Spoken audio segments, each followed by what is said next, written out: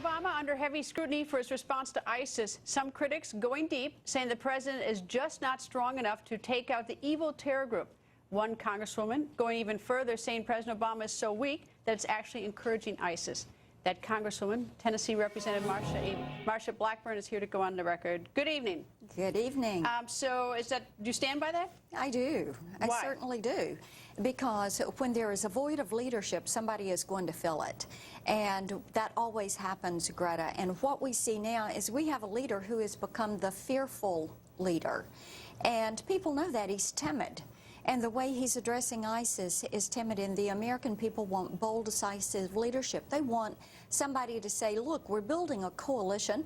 We're going to go destroy these people, and we're going to protect the American people and the American homeland. So why doesn't the GOP-controlled Congress? It has constitutional authority. It is the only bond, the only part of the government that has it. Declare war on ISIS, because the Secretary of Defense Ash Carter says that we have a war on ISIS. And, why not make the bold statement to the world that, yes, we are going to stand up and we're going to declare war on ISIS? Right, and you've got our generals saying ISIS is not contained and they're at war with us. So why not declare it? Why not officially declare it? There are many in our conference that are saying we need to have a new AUMF, because a big part of being able to go to battle and win a fight is defining your enemy. But that's even a little bit different, the authorization of force. That's a little bit different. I mean the constitutional powers, the authorities expressly in the Constitution, which says that you can declare war. Why not make them? Because that would be huge. I mean, that hasn't been done in decades. You're right. It hasn't been done, and people are beginning to say they want to see more actions. That may be a next step. It may be something that gets done after we come back in January. The point is,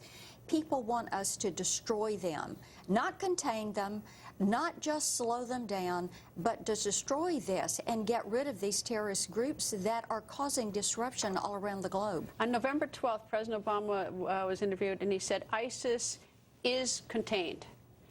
ISIS is not contained. His own people say it's not contained. Right. Why do you think he said that? Hopeful wishing.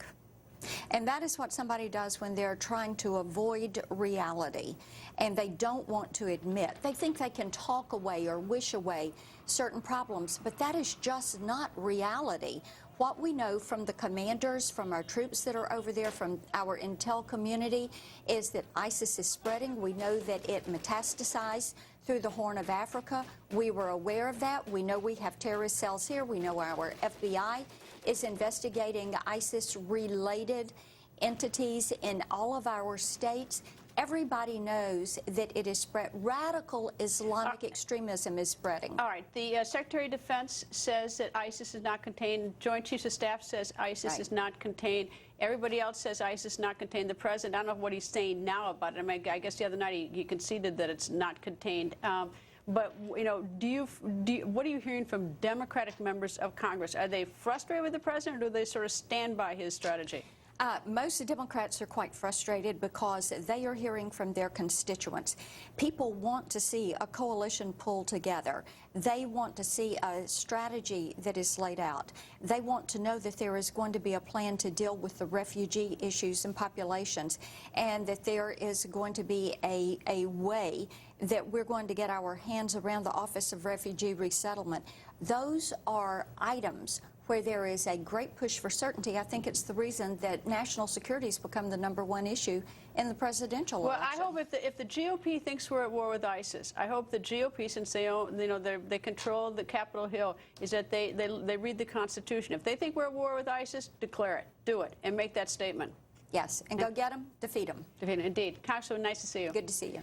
And one of America's strongest military allies pounding ISIS in Syria, the British Defense Secretary, is here next.